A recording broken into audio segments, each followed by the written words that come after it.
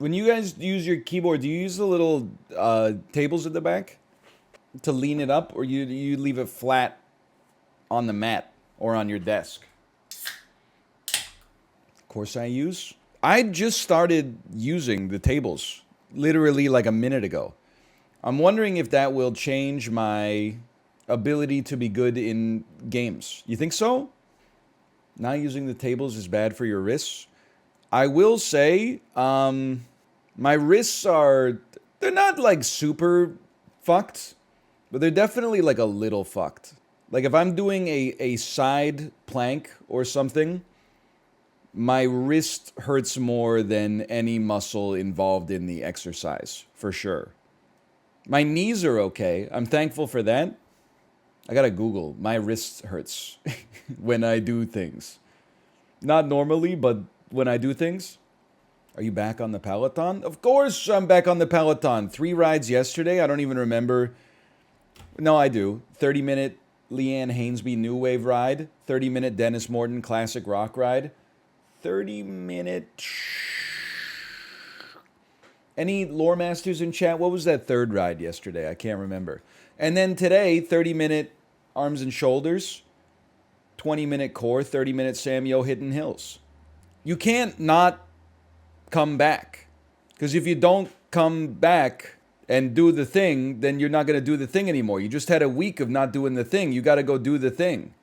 And like Angela Bassett, exactly. How do you find the time? I fucking wake up way earlier than I need to. That's the big one. Even when I'm tired, I wake up. That's it. All you got to do is, I don't know, set 5 alarms. No, the key is definitely waking up in the morning not feeling like P. Diddy. Well, I don't know, because like when Kesha says she woke up in the morning feeling like P. Diddy, I always thought that meant that she was hungover from partying. But now that I think about it logically, I feel like P. Diddy probably wakes up feeling pretty good. He was successful. He still is successful. He's done very well for himself financially. He's a family man. He was in Get Him to the Greek. I don't know why I'm talking as if I'm on that game show. P. Diddy, Get Him to the Greek. P. Diddy, Mo Money, Mo Problems. Bad Boys Entertainment, Get Him to the Greek. Russell Brand, pay Sting $5,000 a day. I'll be watching you. I thought it was a hangover too. What the Genius, Kesha, TikTok.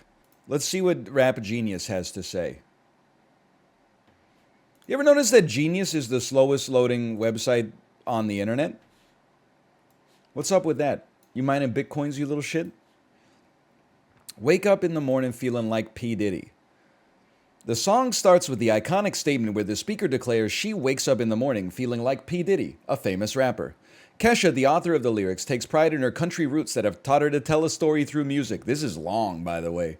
But the reason for placing this phrase as the opening of the song goes beyond mere chronological order. Much like George Orwell's All the Clocks Were Striking 13 in 1984, the comparison between the speaker, a woman, and a rich black man is striking enough to set the tone for the rest of the song. I've always thought that.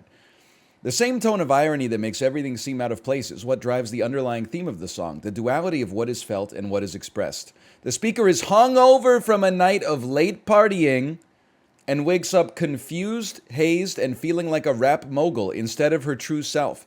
And given her possibly hungover status, she's even Puffy, Diddy's nickname. Holy cow!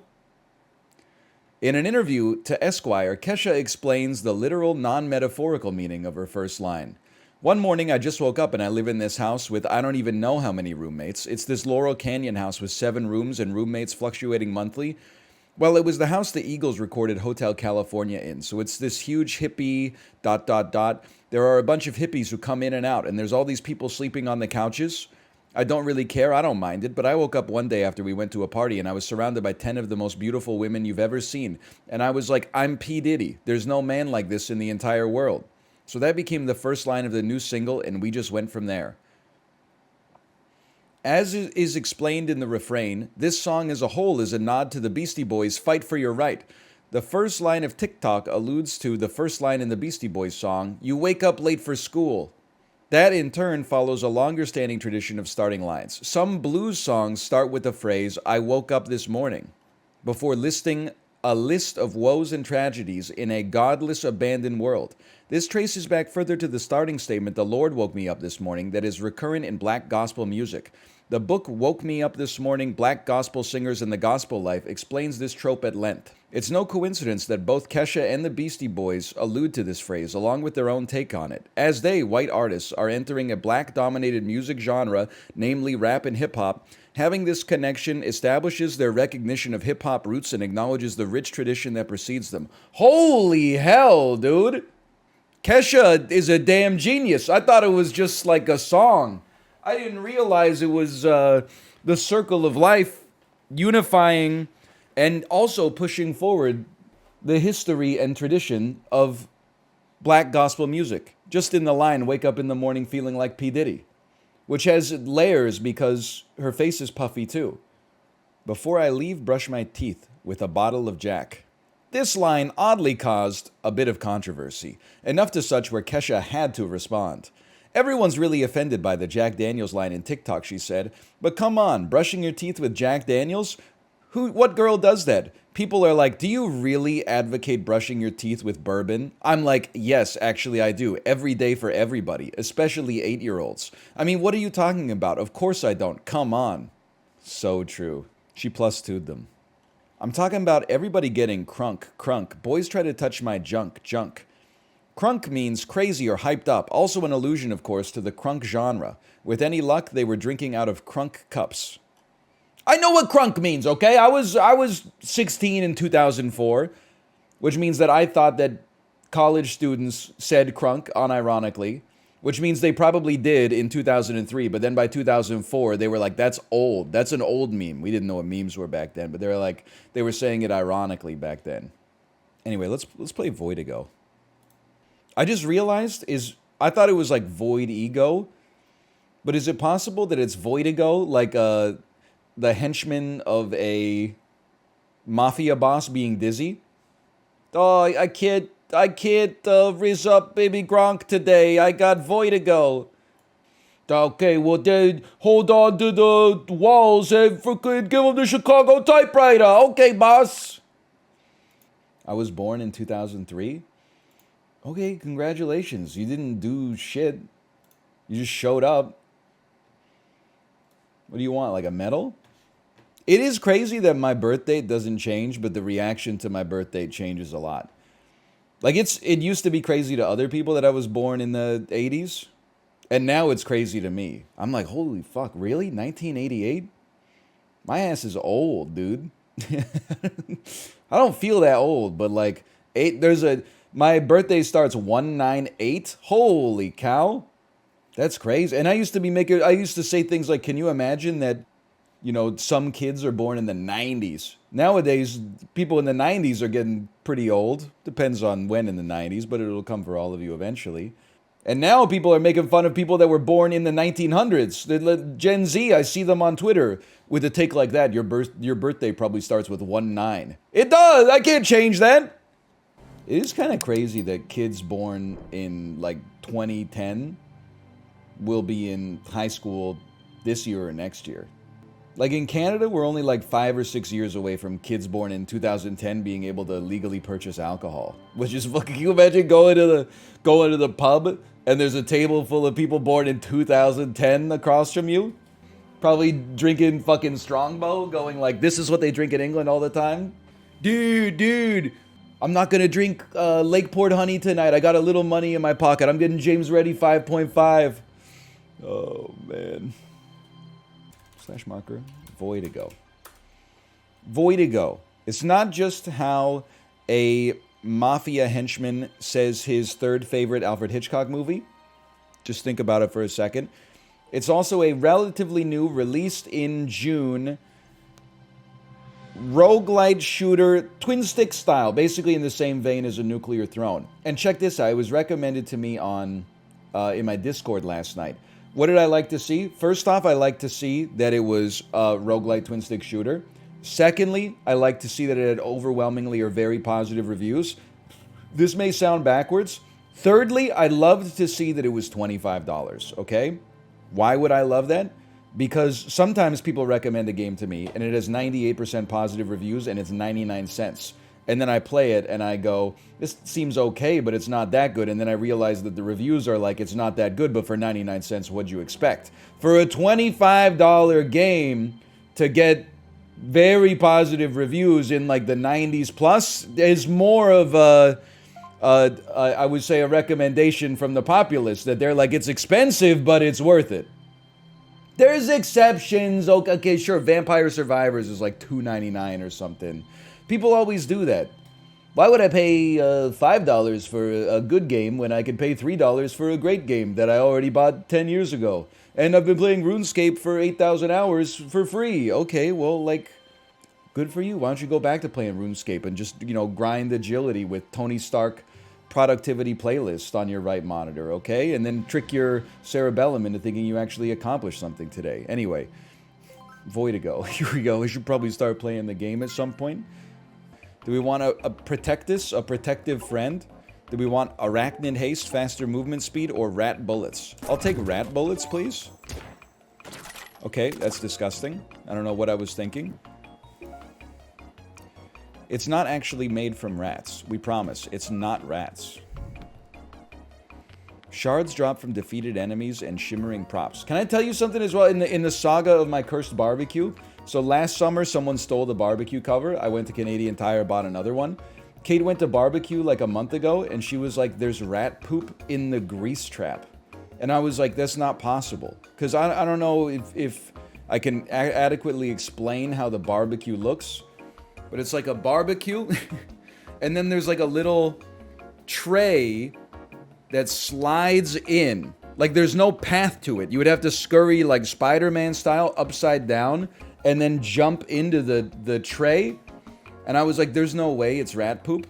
I cleaned it all out and I was like, this is just grease or something like that. It's just disgusting, but it's not rats. And then like after we barbecued, don't worry, we sanitized the barbecue perfectly. Literally the next day, I was like, she's right, it's rat poop. The rats came back and they pooped all over the grease tray. And I'm like, I don't know what I'm gonna do.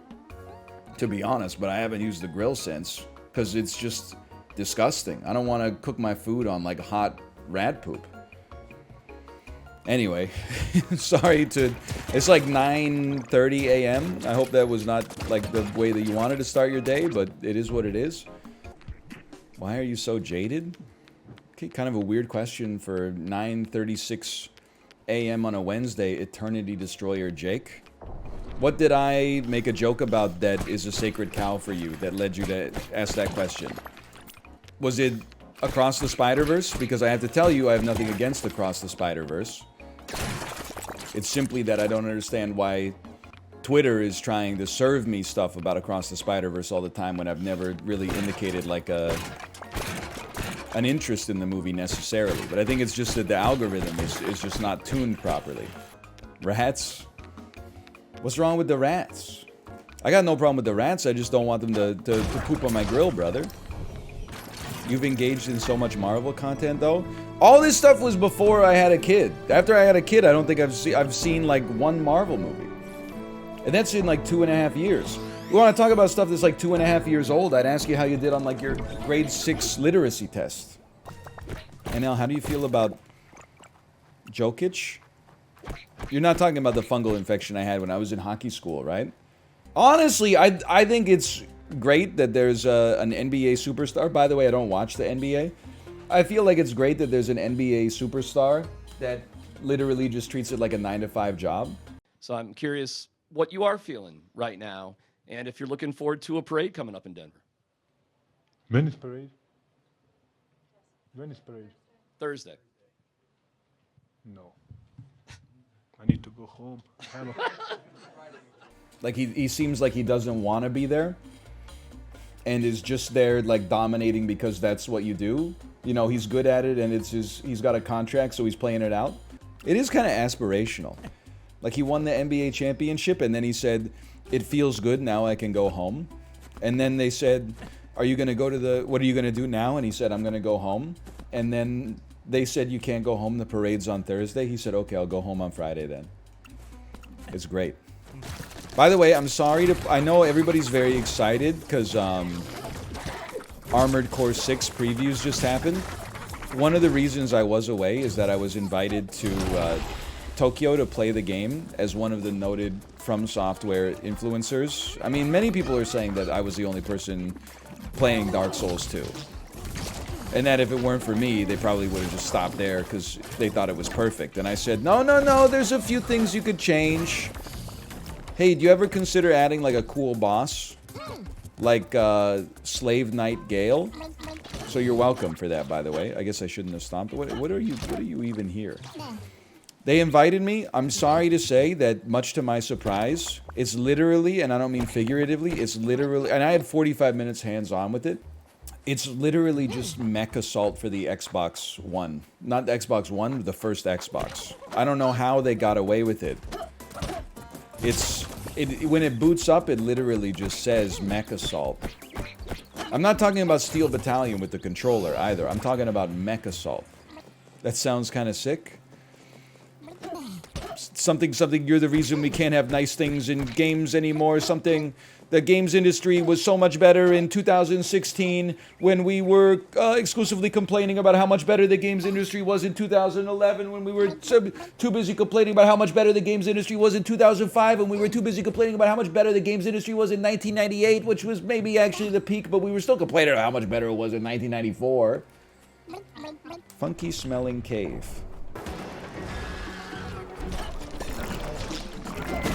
Did you know that the Venus flytrap, the plant that eats meat, is indigenous to like Virginia in the United States? Is actually crazy. I thought that it grew in like the Amazon rainforest. I thought it was something you would only see in like Jungle Cruise. North Carolina, there you go. Not Virginia. I was off by one. My apologies. I get that they also they don't eat people, or is it like sharks? Like the Venus flytrap only eats people when it like feels threatened. We have a lot of carnivorous plants in North America. In North America is so carnivorous, even the plants eat meat. Something. Is this anything?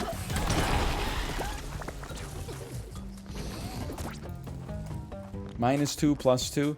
It might be -2, it might be +2, but you know I'm trying at the very least, which is worth something, right? I'm not just out here like reading subscribers' names and stuff. I'm at least trying. It would be a +2 if you change it to the Midwest. Yeah, but the Midwest has nothing, including carnivorous plants. That's not fair. That's not fair. There's a lot of gas stations out there. +2, +2, +2. They have Culver's. Oh, is Culver's the fish restaurant? I've never been. I've never been to many American fast food chains, and I would like to change that, but... That's Fish House? I was something in my head, Culver's sells fish. Does it not? That's Long John Silver's? Yeah, but isn't it also Culver's? Culver's is a fast food restaurant that pretends it's not a fast food restaurant. It's burgers and custard? Custard? I know I've said this before. I think Justin and I, this is where like we have shared amounts of ignorance, for sure. What the hell is custard? Like when I was on the cruise, for dessert one night, I had pudding. I thought pudding, because I had never been like a pudding cup consumer as a child, I thought pudding was just like a flavored goo. Imagine my surprise when like something that I would call like almost cake came out, like a soft cake came out, and I was like, "This is delicious. What the hell's going on with like Jello?" That's UK pudding. Shit drives me crazy, man. They get again. You have infinite amounts of words and characters in the English language that are unique. Maybe not infinite, but like, you know, functionally infinite. Why use the same word? It's joy, you use the one twice. By the way, I don't know if we're ready to have this conversation yet, but as somebody who's been interfacing with a lot more Disney lately, Here's my Disney story, okay? As a little kid, I watched like the ones from 1985 to like maybe 2005. Get the loot portal. Okay, sorry, I was in the middle of a conversation, but I'll go get the loot portal. I liked them when I grew up, you know? I saw Lion King in theaters as a foundational moment for sure. Then I kind of fell off. I didn't watch any Disney stuff. I thought I was too cool for it. Now that I have a child, I've been watching more of the Disney stuff.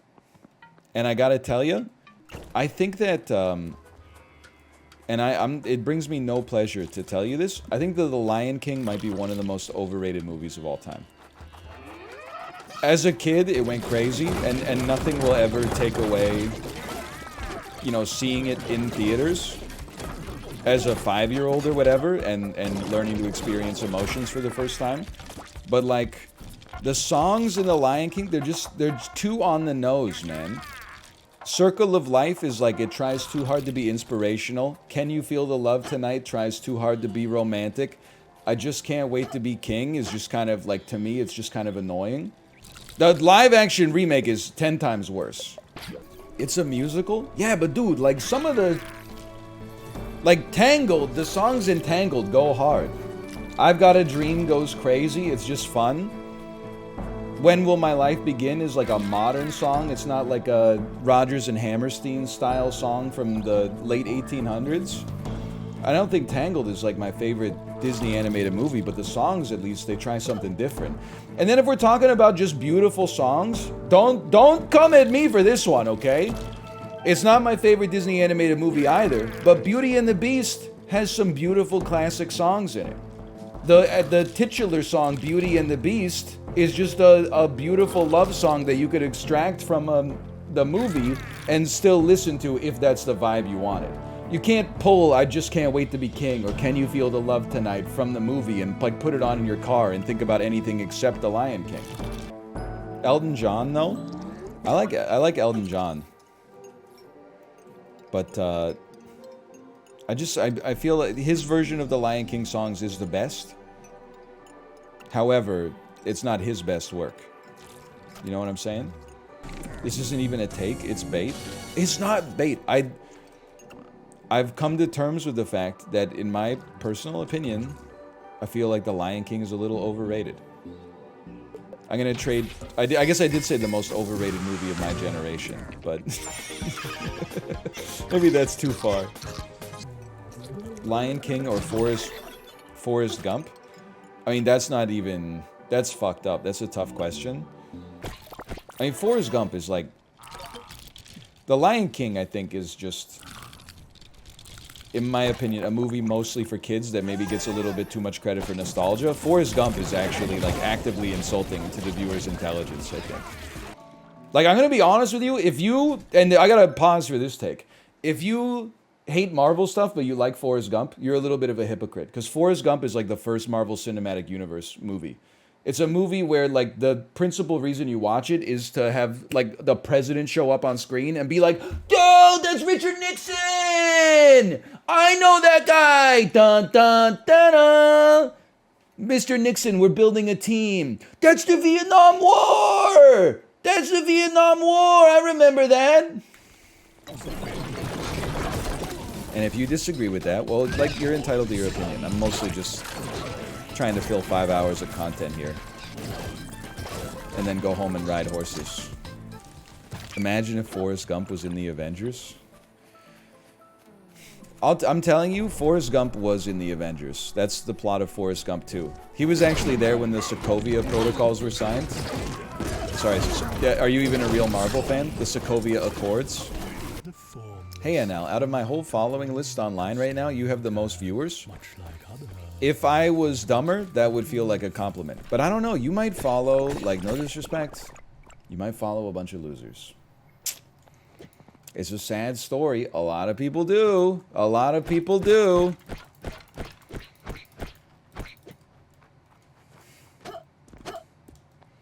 I follow one person above you. See, now what's funny is that I take that as an insult.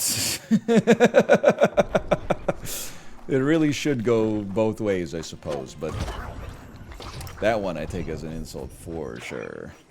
Tell a story about the kid who wanted weed? I can't believe I went this long without telling it. I was walking, I don't want to brag, but it actually makes the story better that I was on my way to the bank. And I just, like, when I was crossing the street, I just saw a kid, and he just didn't look like he fit in with where he was standing. Like, he looked like... I'm trying to think of the right way to describe it. It's non-offensive, but, like, it wasn't like he was in the financial district, you know, dressed in... like all Rick Owens or something like that, you know? It's more like I took note of him as a character while I was crossing the street. And then I got over to him and he stepped out, not in front of me, but like adjacent to me and said, "Hey man." And I looked up and I said, "Hey, what's up?" And he said, "Would you go into the dispensary and buy me some weed?" And I just said, "Nah, dude." And then I kept walking. But I really did take it as like an incredible compliment. Because I was like, holy cow, there were a lot of people crossing the street. And this guy chose me. How old was he? He was under 18, obviously, or 19. I don't know how old you have to be to buy weed in Canada. Because it was made legal when I was like already 45 or whatever. But like, for real, I took it as like a little bit of a compliment. He thought I was the coolest looking person on the street in the cohort of people that crossed the street at that exact time. And when you're on the street, depending on the street, I bet you are definitely in the top 3 cool looking dudes on the street. Depending on the street. Anyway, I said no, because like... But the tweet where I said why I said no was also true. One of the... Oh, that's pretty good.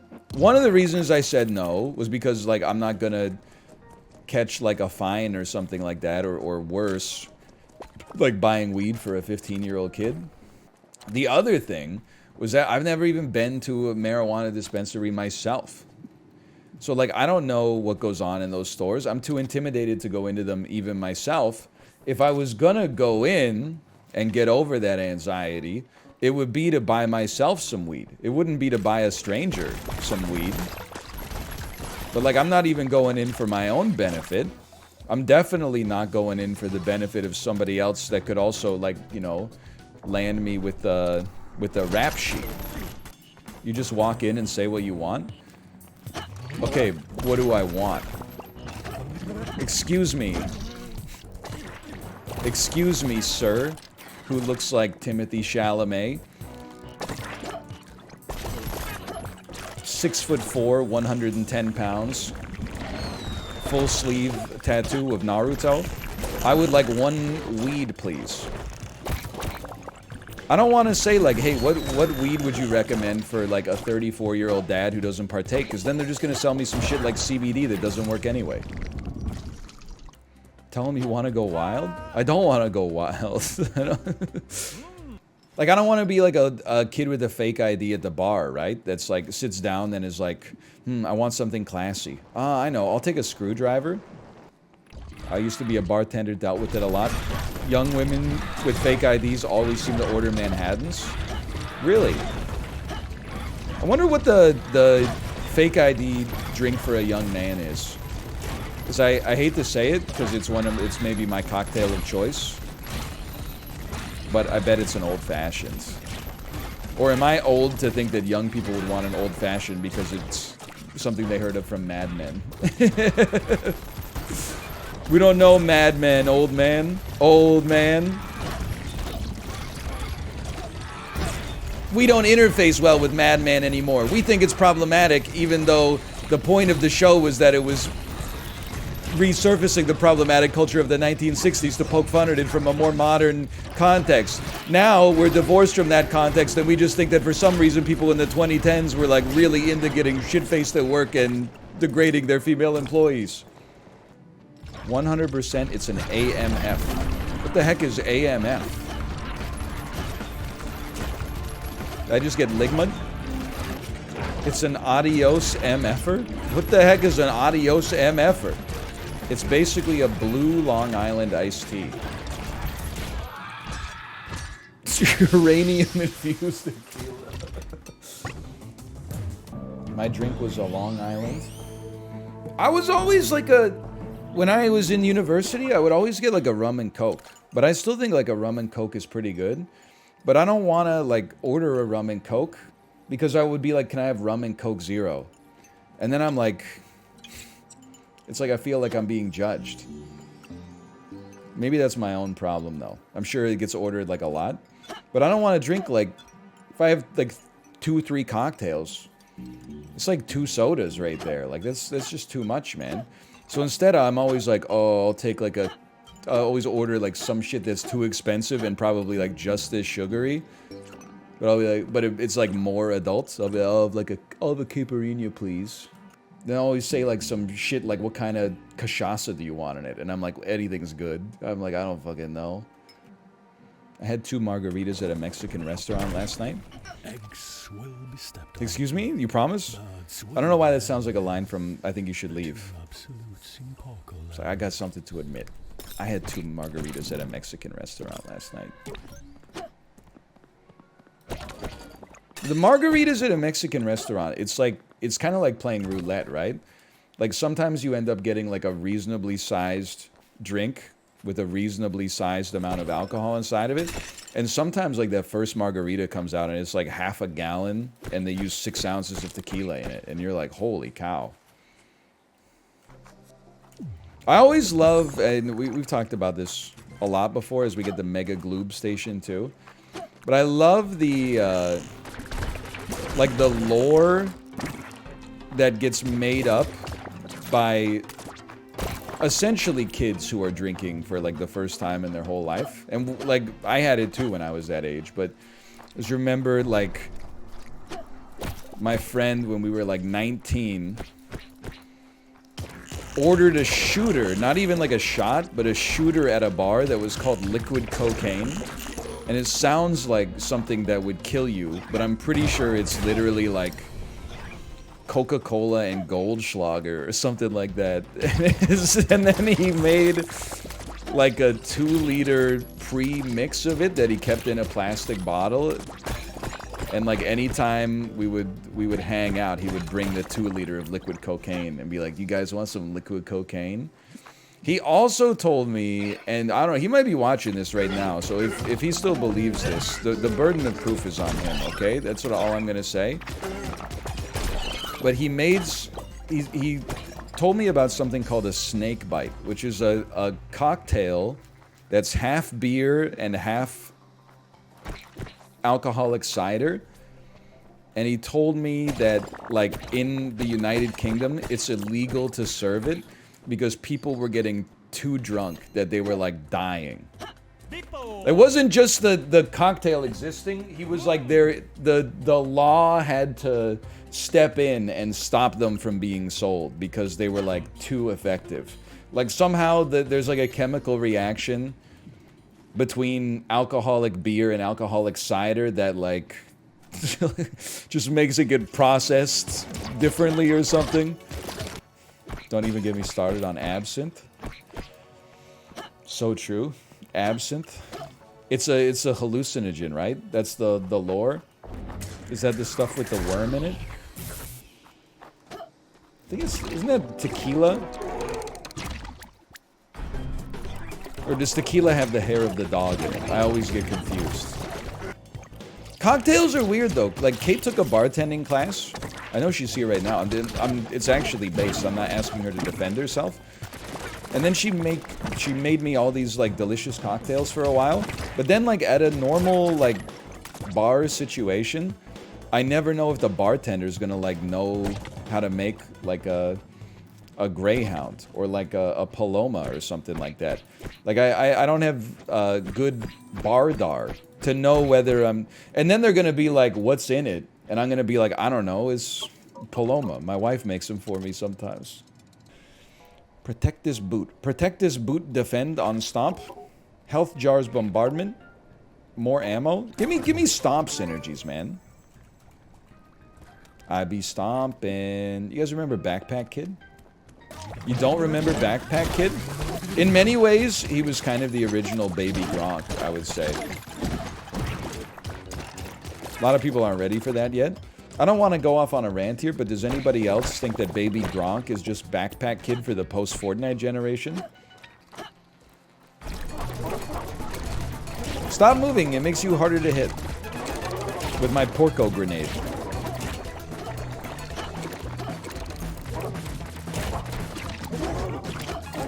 Hey, is this anything? You know Un Poco Loco from Coco? But you also know Porco Rosso? Un Porco Rosso, un Porco di Rosso. The planes that you are flying, the tears that we are crying. You're only un Porco Rosso. Is this anything? Is this something? Un Porco Rosso?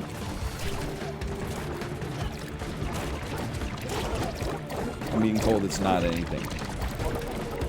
Yeah, you guys probably would have told me to call...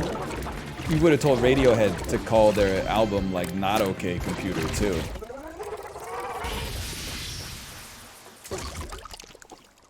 It's good, it's good. Thank you. I knew it! I don't know why everyone is protesting too much. I think, like, there's something interesting about it I think you should leave. Is that, like, the first time you watch the sketches, they're, like, usually not that funny. And then every subsequent time you watch them, you appreciate them more. Or is it, like, repeated things, like recognizance of a bit makes it funnier? Or is it when you're not fixated on trying to figure out, like, what the premise of the sketch is, you can appreciate the finer details more? I don't know. It's an interesting question. I'm not really concerned about it. It's just interesting to think about, I suppose.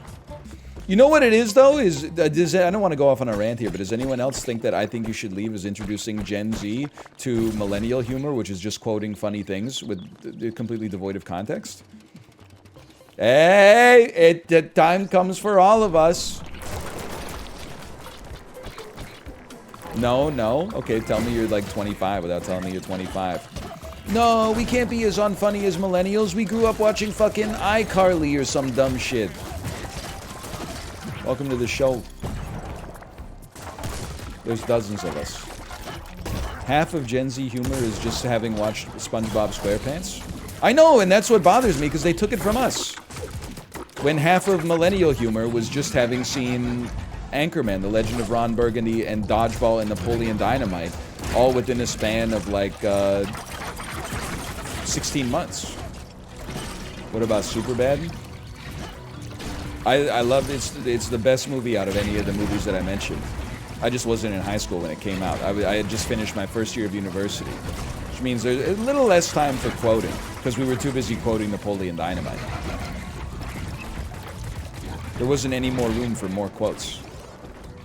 There's ammo too, huh? Beacon barrage during battle? I can't do that right now. I'm scared. Bo is afraid? Yeah, and I'm horny. You don't see me making a 3.5 hour long movie about it. What? I'm bringing the joke back! I'm saving the party, brother! Maybe baby difficulty's actually good? Yeah, if you want to, like, never face strife in your life, and then, like, win every run, and then be like, why am I bored with this game? Negative Steam review, it's boring. If you want to learn the game and get better. Bro, this isn't like, you know, rock climbing. It's a toy for leisure entertainment. There's no reason to sacrifice current fun, because there might be fun in the future. Like, that's going to med school. You do your residency, and you're like, I want to die. And then later, you're like, I only work 2 days a week, and I drive a Mercedes. He's wasting 2 days a week for a Mercedes? We got, like, vehicle inflation or something, man. Something's not right. Maybe it's because now I live in, like, Vancouver. When I was a kid, I lived in Kingston, which is, like, smaller. But when I was a kid, if there was, like, somebody in your neighborhood who drove a nice Mercedes, you knew it. Nowadays, you go meet, like, you know, like a dude hanging up light fixtures in your condo or something like that. He shows up with the Mercedes. You're like, what the hell? Now you see, like, a McLaren when you're out, you don't even bat an eye. Like, whatever happened to the Toyota Corolla? Whatever happened to the Honda Civic? Owning a Civic is a flex these days? Is that why I've never seen... you know what drove me crazy as well, or is driving me crazy? When I was a kid, well, not a kid, but like a teenager, the Honda CR-V was everywhere. Nowadays, you don't see anybody rocking a Honda CR-V. You'll see some Toyota RAV4s, you never see a CR-V. What happened to the Honda CR-V, man? It used to be the dominant mid-sized SUV for the Canadian family. I drive a CR-V, they're everywhere. Bro, they're getting their butt kicked by the RAV4. Can somebody look up sales figures? Toyota RAV4 versus Honda CR-V. I think there's more CR-Vs. I'm telling you, it's crazy. The RAV4, it's got to be like... I feel like there's got to be 3x RAV4s. At least here. It's 3-2 in sales in favor of the RAV4. So what is that, like 4-1? The Ravissance. I just feel like in general, and I was like, well, let me explain to you my family's history with cars, okay? My dad had a Dodge Shadow when I was really young, like, you know, 3 years old. And he hated it. He said it was a piece of crap and he would never buy another Dodge vehicle ever again. Then he bought a candy apple red 1996 Ford Taurus. I know what you're going to say. Is it the one that had the Winamp skin center console? Yes, it did. And at the time, I thought that shit was like the coolest looking car on the planet. And maybe it was, because it sold a lot of units, that's for sure. I'm sure it was one of the, like, top 5 most popular cars in North America for a while. Then, he was like, it's kind of a piece of crap. And I'll never buy another Ford product again as long as I live. Then he bought a Honda Accord, and that thing was pure gas. That was a beautiful car. So after the Honda Accord, he also bought a CR-V. Or my mom got a CR-V. And she loved the CR-V as well. Now they drive Lexuses, which is like the... I mean, I'm not trying to, you know, out my parents for being bougie. They've worked hard, they deserve it. The Lexus also, they enjoy. They're not a Honda family anymore, but I've always had positive things to say about Honda as a result of that experience.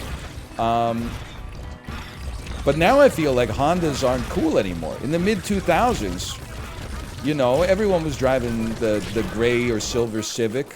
Maybe they upgraded to an Accord. The CR-V was like on top of the world. Nowadays, I feel like I don't see like modern Civics. I feel like I don't see many modern Accords. I see very few modern CR-Vs, and I see Priuses fucking everywhere. Camrys, Corollas. But I also don't know anything about cars. And I live in, like, I think what is a vehicularly unique part of North America. Which is to say that 1 in 5 people in Vancouver is a realtor, so I think there's a lot of, like, leased BMWs out there. See a lot of BMWs. The #1 car, like, by far, I feel, is the white Tesla Model 3, though. Like, that's just... you can't escape it. A lot of tip discourse again. Have you noticed that? I don't even know why I'm feeding you, but... There's a Twitter account that went viral for, 55 Vocaliber. A Twitter account that goes viral for, like, posting receipts from tips that they get at their job. And some of them are pretty bad. And, like, let's just imagine you live in a world where tipping is normal, okay? If you're a European, then it's going to be hard for you. But in North America, it's very common, okay? Standard tip, like 15%, 20%. It used to be 15 was standard. Now if you say you tip 15, people are like, you're an asshole. Because the new thing that people lie about is they say they tip 25. So you got to say you do at least 20 if you want to stay in the conversation. Anyway, they post receipts. Some of them are pretty bad. Some of them is like $53 bill. The person tips $2, rounds it up to 55. That's pretty bad, okay? Like for North America. But one of them was getting me. Because the bill was 170 and they tipped 30 to round it up to 200. And people were roasting them. They're like, they tipped 18% on this bill and it's 170 bucks. The higher that the bill gets, the higher percentage that the proportion of the tip should be as well. And I was like, don't lump the dude tipping 30 on 170 into the, say, the dude that's got $2 on a $53 bill. I'm just saying, I got no problem with tipping because it's easier to just accept it than to change it. I don't have any power in that department. But like, if we're gonna start shaming people for like a 18% tip or something like that, all I'm gonna say is like it's gonna backfire. People are gonna say if 18's not acceptable, then I get ready for 0. I tend to tip 20. I mean, there was like a period of like a year and a half when stuff started reopening more seriously after COVID, where I made an effort to tip even more just because I was like, you guys basically got screwed. But there is like some tip inflation now, man. Like there's tipping on everything. It used to be like, you know, if you got a tip option at a coffee shop after just getting like a drip coffee handed to you, you were kind of like, really? A tip option? Nowadays, like that's standard. And at Subway, there's a tip option on like the Interact machine when you order your sandwich and you're like, what the hell are we doing here? Again, I understand tipping. I wouldn't say I'm pro tipping. I would say I'm pro, you know, when in Rome, do what the Romans do. You know, I live in North America. Tipping is... Did I stomp on something? I live in North America. Tipping is standard here, so I tip. When I go to Japan and tipping is non-standard, I don't tip. All I'm saying is if you could take it too far. And I think we've probably taken it too far. It'd be nice to walk it back just a little bit. Tipping is bad for the work environment as a whole. I would disagree. I would say that the standard of tipping existing is bad for the work environment because it enables the employer to pay lower wages. But because they're already enabled to pay lower wages, then it's really bad for the work environment to not tip. I mean, I've had the same position for like my entire adult life. You can be against tipping, but in order for it to be like ideologically consistent, that you think you're doing something well, you have to be doing more than just saying I don't support tipping and then not tipping. You have to be like emailing your congressperson like once a month and going like, hey, we need to pay servers a living wage and abolish tipping. Also, the other thing that's hard to tease apart with like tipping is I feel like everybody is like recycling the same lie that we all heard from like our uncles growing up. I can't be in here, I'm gonna die. Like they're always like, well, I tip 15% because my friend's sister's friend worked as a waitress in a high-end bar and she made $750 a night on tips, and guess what, brother? It's all under the table. And I'm like, it maybe happened like to one lady, but then the story has become so mimetic at this point that it's used the same way people are like, you know, I never give money to the homeless because there's a homeless guy that lives in a city that I went to once. Well, I didn't go there, but my friend lived there. Actually, they didn't live there. They went on vacation there. And they said at night, they packed up all their stuff and a Mercedes came and picked them up and drove them back to a mansion on the other side of town. And I'm like, nobody who's told this story has ever actually seen it themselves, but they're like all 100% sure that it happens all the time.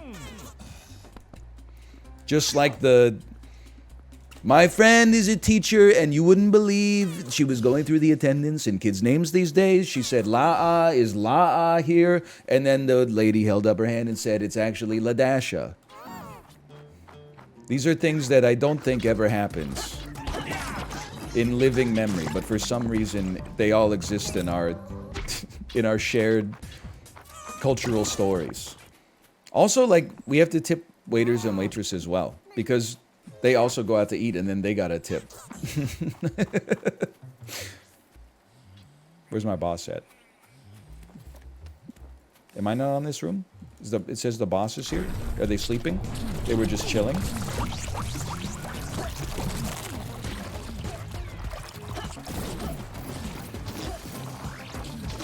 Me when I'm trying to find my lifted Dodge Ram 1500 in the Home Depot parking lot.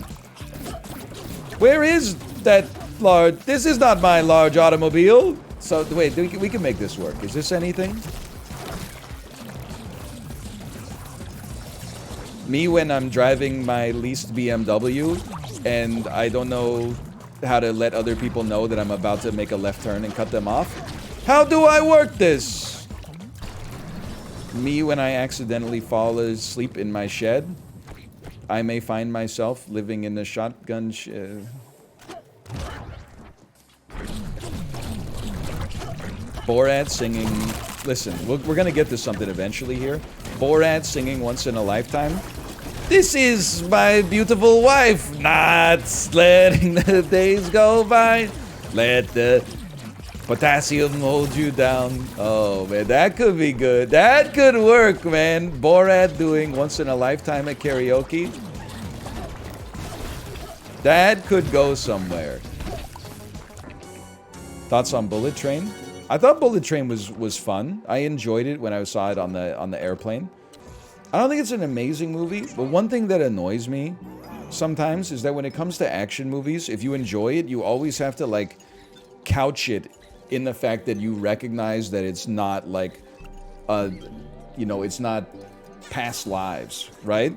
You always got to be like, well, if you're looking for something at the multiplex where you could just turn your brain off and it's so nice to see Brad Pitt having fun in the movies again. I get it's not high art. If you're looking for something to see that'll tickle your cerebrum a little bit, you got to go see Past Lives. But if you're just looking to have a good time and you don't take yourself too seriously, then maybe, just maybe, Bullet Train, it's not that I thought it was the best movie ever made, but at the same time, it's just like, it can just be fun. Like, you don't have to... Like, action movies, this might sound crazy, but I think that they're... What's the word I'm looking for? Systematically? I think action movies are systematically actually underrated. Most people, I believe, probably hold the opposite opinion, that maybe they're overrated. But I genuinely think that action movies are looked down upon too much. Like, you can like multiple kinds of films, you know? Speaking of which, we got like the John Wick 4 soundtrack right here. Like, you can like movies where like a hot dude kills somebody with like a spoon or something like that, and you can also watch movies where like Jesse Eisenberg's younger brother pretends that he invented a Pink Floyd song and sings it at a talent show. Like, it's a beautiful thing in this world. There's multiple options for you. Clutch reference to the squid and the whale. Nobody makes sly allusions to Noah Baumbach movies like me. You offering game suggestions in the chat, not realizing that it has about as much usefulness as Adam Driver turning the steering wheel when the car is floating down the river in white noise. Mr. Baumbach stick. So, is this anything? Shaggy singing about his favorite film director, who's married to Greta Gerwig. Is that correct? I don't keep up on my gossip as much these days. You guys know Noah Baumbach? No? Okay. He's a guy. He's made some stuff. Did he do Kicking and Screaming? Chat, can I get a confirmation? Did Noah Baumbach do Kicking and Screaming? Not the Will Ferrell movie where he coaches youth soccer. He did? Thank you, thank you. The Drill Dozer. It's rare that a game can make you laugh these days. The last game I played that really made me laugh, and I think it's a little cerebral for some people, but it's called High Life. No, wait, High on Life? High Life is... It's the Kicking and Screaming bit, but backwards. High on Life is, like I said, a little bit cerebral. It's kind of like if Rick and Morty fucked South Park, and their baby was the Fairly Odd Parents. You see the tweet in the Foghorn Leghorn voice that said, I say, you're pissing too damn loud, boy. It's the middle of the night and you're pissing in the center of the bowl like you're frying chicken in there. It's a stealth mission, boy. You gotta piss on the side of the bowl. The side. It's actual, maybe one of the top 100 tweets ever made. What was great too is when I saw it, I was in an elevator going underground to a bunker 200 feet below sea level. But I only saw the text because I didn't have enough data to get the picture. And I just reading the text, I was like, I bet there's a picture of Foghorn Leghorn here. And absolutely. That's how you know you've written it in the perfect voice. NL, where would you get your memes from if Twitter didn't exist? I probably like wouldn't get as many memes, and I would like, just to be honest, I think I would be more well-adjusted as a result. I was saying this in the Discord last night, and I believe it. As bad as the Twitter For You page is, and it really is like a lot of like, dude does a backflip while also eating bread type content, but also it's so much better than the following page, which is just like my friends complaining about their lives. I don't want to see that. That's what the group chat is for. I now, like, Twitter, I can go to it to be, like, somewhat entertained. It's weird because, like, the website is demonstrably, like, a lot worse, but the content that I see is a lot better. Even if it almost exclusively comes from, like, you know, meme account aggregators, all run by, like, one 16-year-old kid in southern Idaho. Like, I don't know, I mean, it just goes to say you, like, or just goes to say this social media maybe is, like, is better that way. My timeline's all good doctor clips. I mean, Jay is probably... Oh, the Pumpkin Man! You must have been clicking on those memes like crazy, right? You must have been clicking on endless Dr. Han reactions, right? It's the only explanation. I may have stopped and glanced, but I ain't clicking.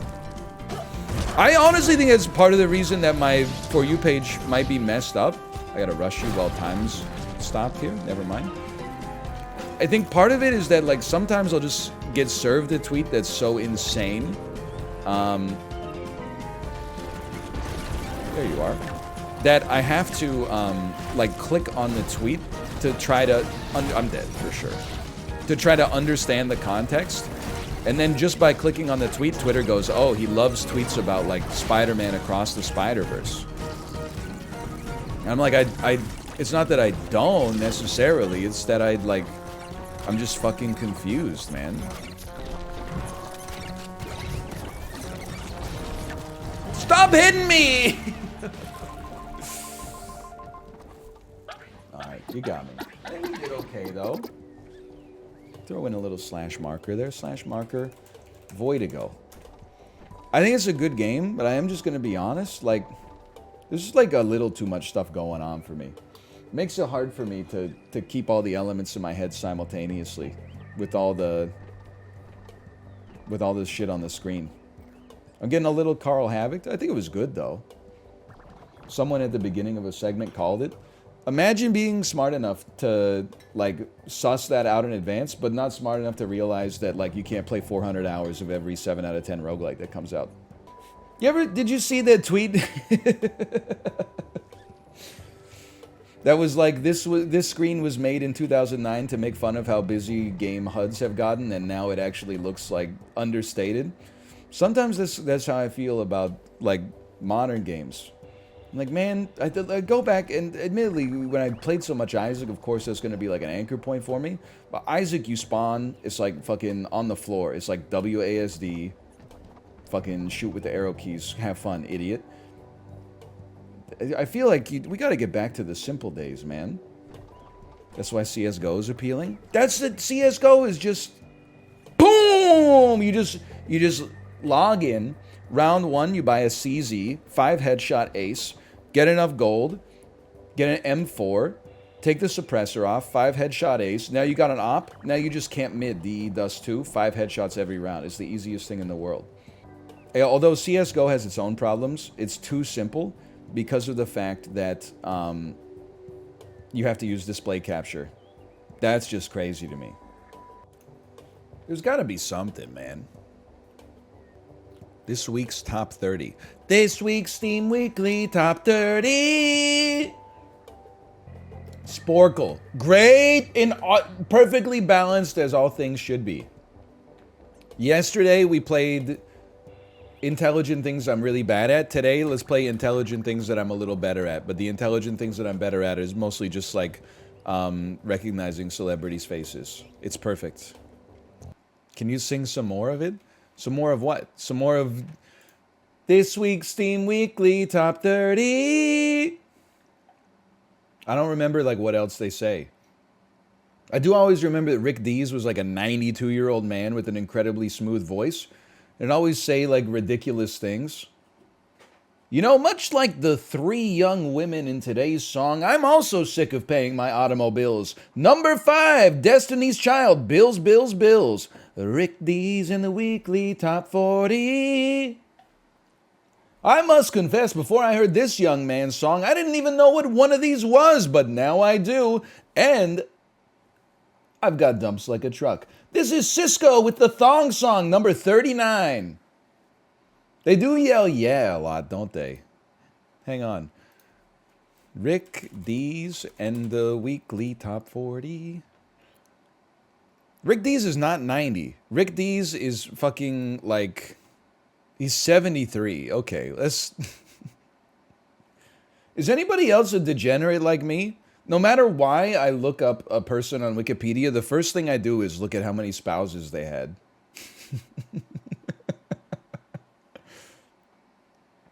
There's something wrong with me. That's so me. It's crazy. I could look up like, you know, Benito Mussolini, and it'll be like, oh, married 4 times, huh? I mean, I knew he was a bad guy, but then you talk about a red flag. Now I find out Rick Dees' wife, Julie Dees, what a name, is an American retired voice actress, best known for her work as Jeannie in the animated version of Jeannie, Bubbles in Jabberjaw, and Baby Smurf and Sassette in The Smurfs. Yes, can you imagine being a fly on the wall for a conversation at the Dees household? Rick Dees slipping into his trademark silky smooth honeyed radio voice, and his wife Julie Dees alternating between Jabberjaws, Bubbles, and Baby Smurf from The Smurfs. It's like, what's the guy from Police Academy? You know the one I'm talking about. The guy who goes... Michael Winslow. It's like being in Michael Winslow's therapy session. Coming up at number 1, Somebody That I Used to Know by Got Ya. Take it away. I think I could do well on the radio. I mean, I feel like to be a radio host, you don't have to actually be good at anything but talking, which pretty much describes my resume. I think you have to be good at talking, and then like if you do the morning show, you have to be good at waking up at 3 a.m., which I think I could absolutely do. Hey everybody, and welcome to the Morning Commute.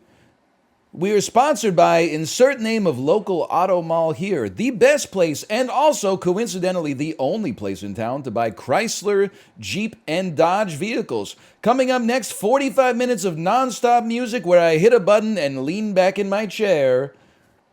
My name's Mustache Mike, and I'll see you at 11. All right, caller, you're on the air. Yo, is this the real Mustache Mike? I fucking love your shit, dude. Your shit makes my life so... Thank you so much. I love when you play Even Flow by Pearl Jam, followed by Heart Shaped Box by Nirvana, followed by Black Hole Sun by Soundgarden. You're the only person on earth who could do that. I know, I bet... It's crazy that this is like wasting time that I could be streaming something, but it's so much harder than actually streaming, like a game, where you just turn into Rainbow. Tick, tick. Yeah, that's Ben Affleck and Renee Zellweger. Tick, tick, click. Got it. Click, click. That's Claire Danes at the premiere for the season finale of My So-Called Life. Click, click. Click, click. Yep, that's Amy Adams' mouth. Click. That's Bryce Dallas Howard. Wait, no, scratch that. That's Jessica Chastain. Letterboxd Showdown. Can you name the most mentioned films for each Letterboxd Showdown? Score 0 of 200? What the fuck? Pride. Best LGBTQIA films. Call Me by Your Name. Call Me Your Name? Really? Milk.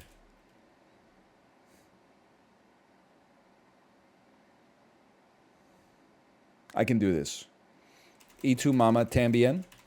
Oh, somebody hasn't seen the movie. Somebody, they didn't see the movie when they made this.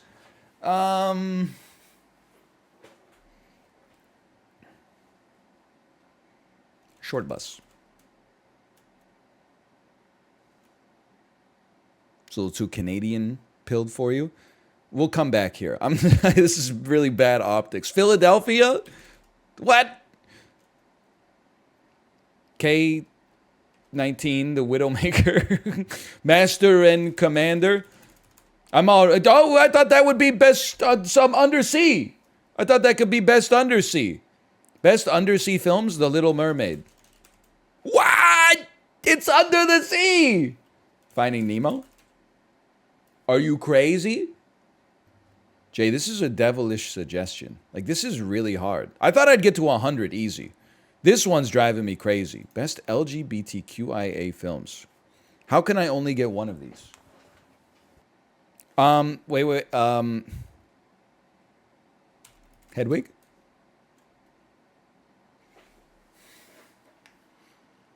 How can I only get one of these? Chad, give me one to kickstart me. Kickstart me. Okay. The Birdcage. There you go. It's not even up there. See? Moonlight. Moonlight, of course. The problem is not that these are movies about LGBTQIA issues. The problem is that they all came out too recently for me to have seen them. This is not in my 2016, 2015, 2013, 2016, 2015. That's not in my wheelhouse. I was watching Marvel movies. I can't believe why. Just look at me. Look at my face. I'm giving up on this. Why is Call Me by Your Name not up here? How is Call Me by Your Name not up here? Is it because I thought the movie was, I never saw it, but I thought it was insanely well liked. But is it that Armie Hammer said he was going to eat those people, so they actually like we've scrubbed the fact that it was enjoyed from the internet? No, it's ass. I've never seen it. I give up. You got me on this one. My brain is toasted, honestly. It's just too much to remember. Like I'm looking at this and I'm like, I'm familiar with many of these movies. But just to summon the will to spend 13 more minutes, probably getting like 10 more out of the hopper, it's just too much, man. Got cooked by the average on that one for sure. Okay, I want movies about nerds. Social Network, okay, sure. Scott Pilgrim, okay. Napoleon Dynamite, yes. Ghostbusters, I suppose. Spider-Man, I take issue with. You know what it is?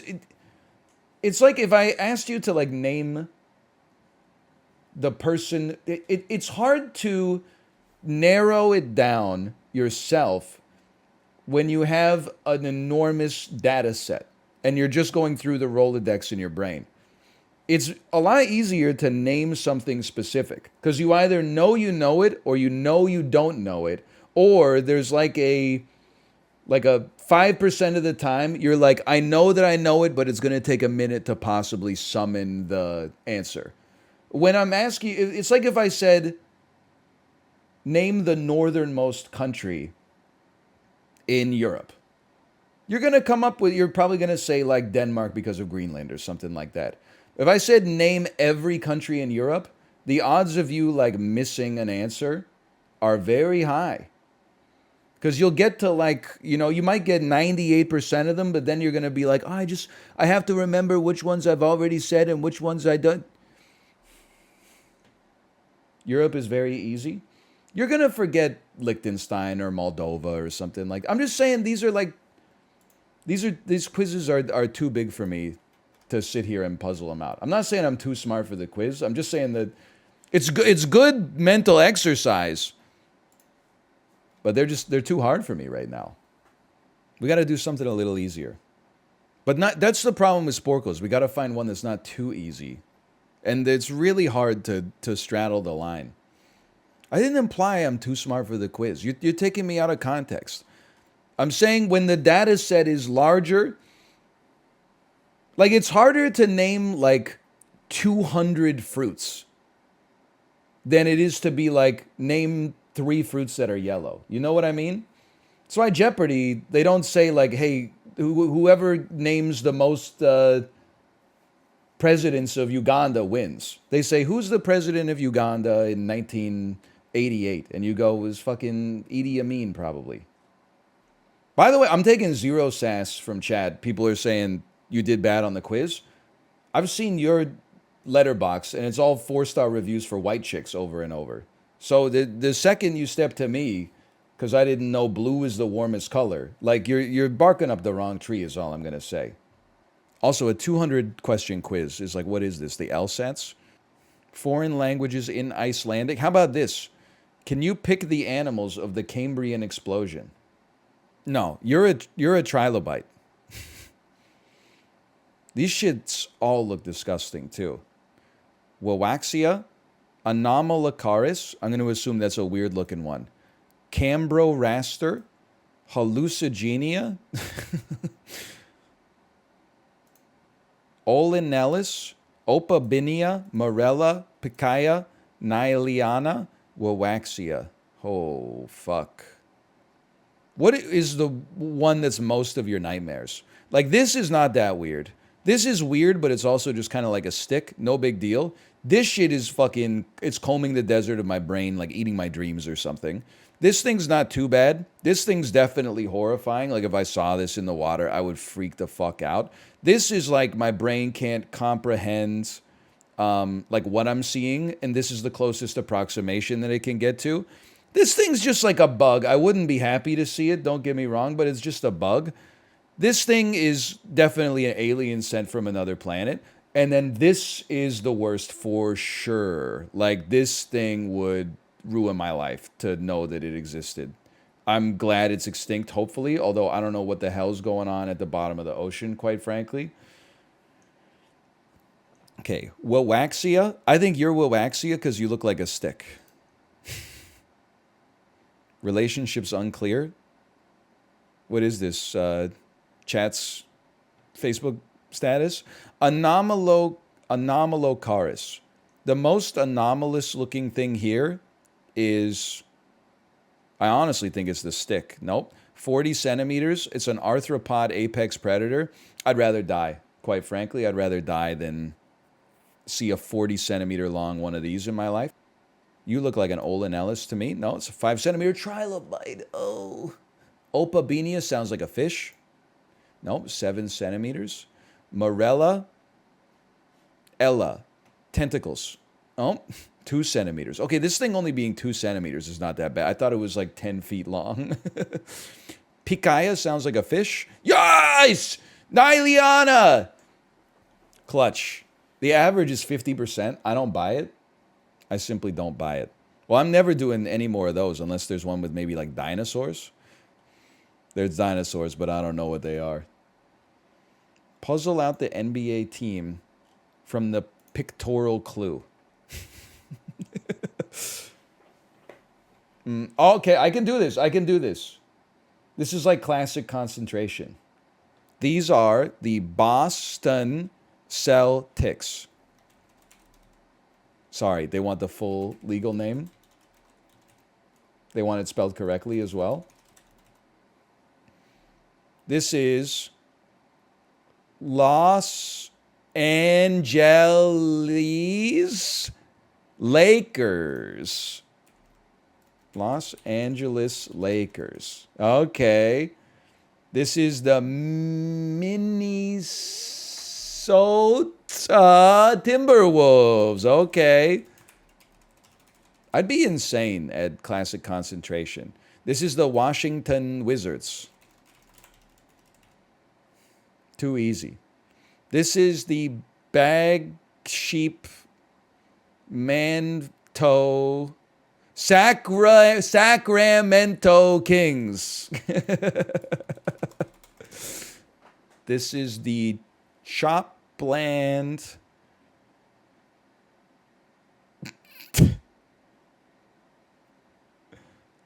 Carmen car. This is the...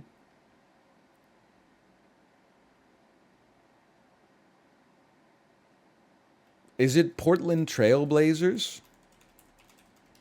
It doesn't. I'm just like, this doesn't make sense to me. Because maybe it's not land, maybe it's plain, maybe it's chop plain. Chop plain. I gotta pass this one for a second. I can't get there.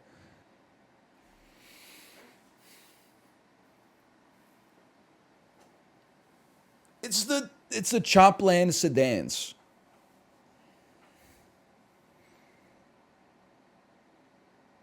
It's the Utah Jazz. It's the... I'm going over it in my head. I got 4 minutes. Let's... The temptation is just give up and take your, 92, but we're going to go for it, okay? We're going to go for it. We're going to think of team names. It's not the Brooklyn Nets. It's not the... It's not the Detroit Pistons. You should probably type it, but it's not it. It's not the Oklahoma City Thunder. It's not the Grizzlies, Memphis Grizzlies, Dallas Mavericks, Miami Heat. I'm sounding it out like an asshole.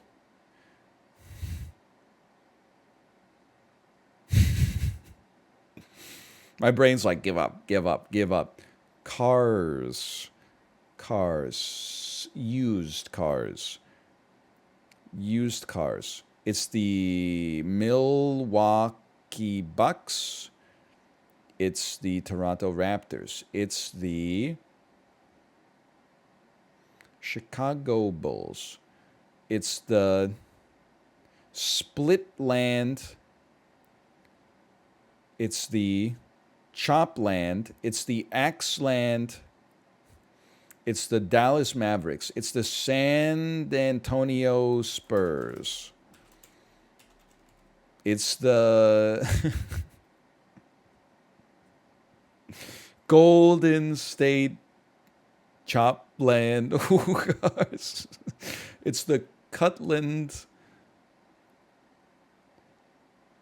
Golfs. Is that a Volkswagen Golf? Sedan.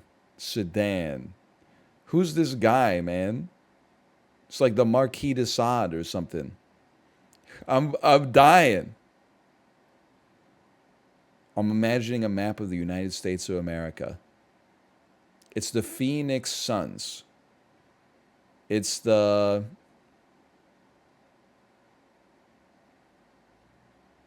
Is it Oklahoma City Thunder? Oklahoma City Thunder? I was like, he's cutting oak, and then those cars are obviously called the Thunder. Don't give up. Don't give up. Fight it. It's the Philadelphia 76ers. It's the...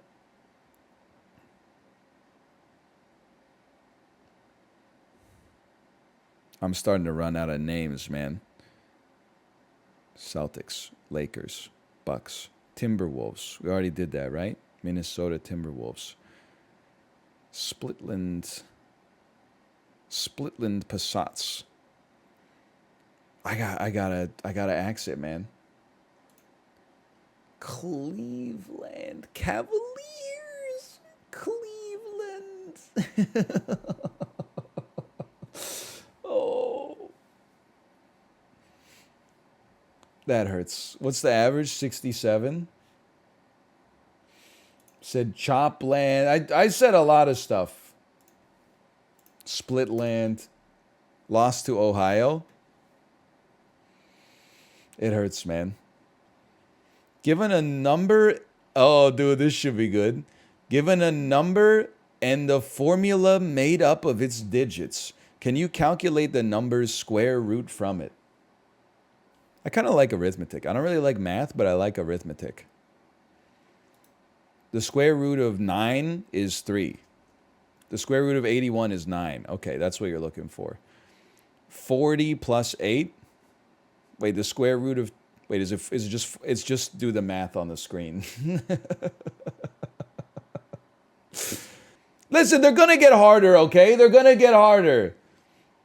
Oh my God, it's like the Twitter questions that are like, did you go to 4th grade math? Oh, 100% if people in the 3rd grade can get this wrong, but deliberately wrong answer is the only right answer, right? Here we go. Square root of 31,329. It's pretty simple. It's 231 minus 45. Sorry, minus 54. It's 167. No. Give me a second. Just let me think about it for a second, okay? 231 minus 6 times 9 is 54. 177. Can I get is this a modulo? 1791 modulo, the factorial of 6 minus the factorial of 3? Okay, I can do that. It's 30, 120, 240 minus 6. I can't fucking do that. No, you're insane. I thought in my head at least. Wait, maybe I can? Actually, give me a second here. 6 times 5 is 30. 30 times 4 is 120. 140 times 3 is 420. I've lost it already. It's 240 minus 6. 234. 1791 into 234. I mean, it must go in like... Nah, I fucking lost it. Okay, 486 minus 100. 386. Excuse me? Excuse me? 486 minus 91. Oh, I have to hit next. Right, my mistake. 386. 716 minus 150. 566. Nope. It's not. It's you're mistaken. I'm mistaken? Am I mistaken? 50 times 3. 50 times 3 is 150. 716 minus 150. 666 minus 100. It's 566. It's a factorial! Oh, I thought it was just excited. Okay, 621 minus 90, 731. What have I done this time?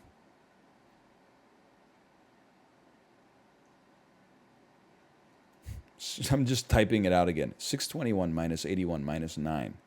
621 minus 90. Is 630? Am I...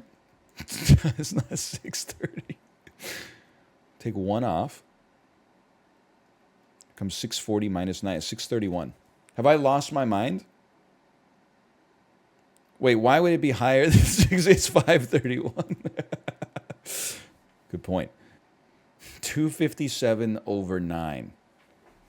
No, 2,457 over 9. It's more than 20 and less than 30. It's 20, which takes you to 1,800. Hang on, 1,800.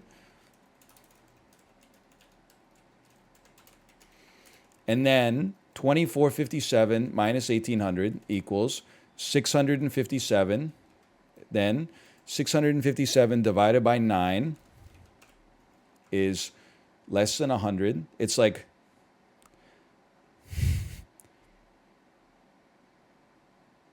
963 plus 27. So it's like 73. I think it's 73.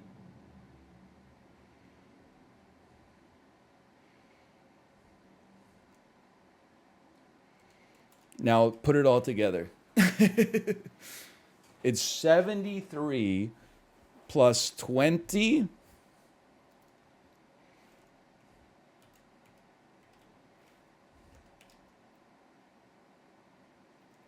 You're so close.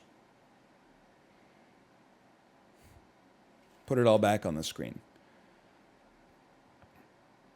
This is not 20, it's 200. It's 273. Because 20 times 9 does not equal 1800. He's insane! Okay. 6 factorial minus 3 factorial. It's 240 minus 6. 234 divided by 1791. Sorry, the other way around. But this is what's fucking me up, is that this is going to be like 8. And that doesn't make any sense. So I give up. Like the remainder is going to be like a double-digit number or something. Still, hey, I'm pretty impressed with myself. That's not division, it's modulo. Bro, how do you get the remainder without dividing it? I mean, we got what? 97% with 7,000 people watching us. Most of the people in chat can't even drink a soda in the restaurant if they think someone's looking at them. I'm pretty impressed with that, honestly. We could do it. We can get it perfect. 10 plus 0 is 10. 55. I'm warmed up now. It's over for you. It's 91. 96 plus 94 is 190. It's 100 and... Oh, minus 3 is 187. Should probably read the whole question. We got a 229 in here. We got a 305. We got a 351. We got a 391. No, hang on. 6 minus 12. 18 minus this is going to be 9. It's not 391. It's definitely not 391, brother. You got it all messed up here. Give me a 421 minus 6 is a 415. No, you got it all backwards here. 18. No, it's minus 6 is 403, idiot. You're doing a minus 6. What are you thinking? Like I said, I'm warmed up. 519 minus 84 equals 500 minus... Okay, I've lost my warm-up. My brain is breaking again. Just take it a second. 3 factorial factorioed. That's 6 factorial. 6 times 5 equals 30, times 4 equals 120, times 3 equals 360, times 2 equals 720. 720 minus 8 equals 712. 9839 modulo 712. I'm going to tell you, I think this is you write the number. This is not going to be, well, you know what? No. Let me think about it. It's divided by 2. It's definitely going to be a fizz situation. I don't think it's going to be a buzz or a fizz buzz. This is definitely going to be an even number, which I believe gives us a fizz. Is that correct? I'm a little lazy for this answer, honestly. 7 going into, I'm just, fuck you. 63 over 3 is 21. This is 606. 627 minus 21. Oh, thank you. I have to hit next. Thank you. I appreciate that. 606. I was losing. I thought I was truly washed. 629. Oh, fuck. No, I refuse. Now, 47 modulo 3. I can do that. That equals 2, which is a 688. Oh! Yes, sir! Yes, sir! Think I don't know what a modulo is. Got 98 in Intro to Java. Only kid in my class who could fizz buzz after class 3. You think I don't know how to do a modulo. I know how to do a modulo, but without a calculator, it's kind of overwhelming to do a modulo 9839 modulo fucking 712. Or maybe there's a trick for it. In PhD level mathematics, you actually learn there's a trick for it. You just sum all of the ordinal numbers together and then divide it by the cube root of... Fuck you! 56 times... The modulo of this is 56 times 14, which is 560 plus 6 times 14. which is 84, which equals 644. That's not possible. Okay, try again. 46 modulo 16. Closest even divider is 2. 46 minus 32 is 14. 56 times 14. Okay, here's how we're going to do this. It's 560 plus 56 times 4. How did I screw this up last time? Which is 224, which equals 884. Okay, chat, can you help me out on this one? I've made a mistake. It's 14. 56 times 14. It's 560 plus 56 times 4, which equals 200 plus 24, which equals 224 equals 784. Should always just put the numbers on the screen just to keep your brain on the right track. Oh, here we go. It's 494 times 2, which is 1,000 minus 8. It's 992, 998. It's 494 times 2. It's 494 times 2. 17 modulo 6 is 12. Sorry, is 2.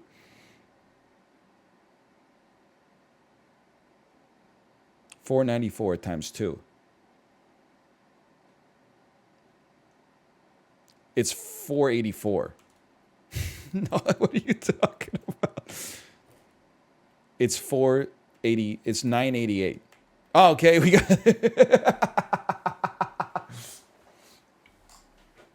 What the hell? Okay, and then the 2 modulos. Ah, dude, I'm taking it. That's pretty good. I thought that was a percent. It is a percent. It's a modulo. I'm losing my mind. Apparently, I learned modulos different than everybody else. People are going, why are you dividing for modulos? Because that's the way you get to the modulo. The way you get to the modulo is by dividing. I never even learned modulos. Chat, check it out. This guy doesn't know how to fizz buzz. We just need to find the highest multiple. And how do you find the highest multiple? Point Dexter. I guesstimate by multiplying. That's just less accurate and slower. Honestly, you can find a lot of problems with my math in that one, but you can't find an issue with me using the division to find the modulo. You're like, why on earth would you ever multiply to find the closest multiple when you could just divide and get the closest multiple? You're crazy. I'm going to start with 9 times 15 and then just keep going until I get the right answer? Why don't you just divide and get the right answer?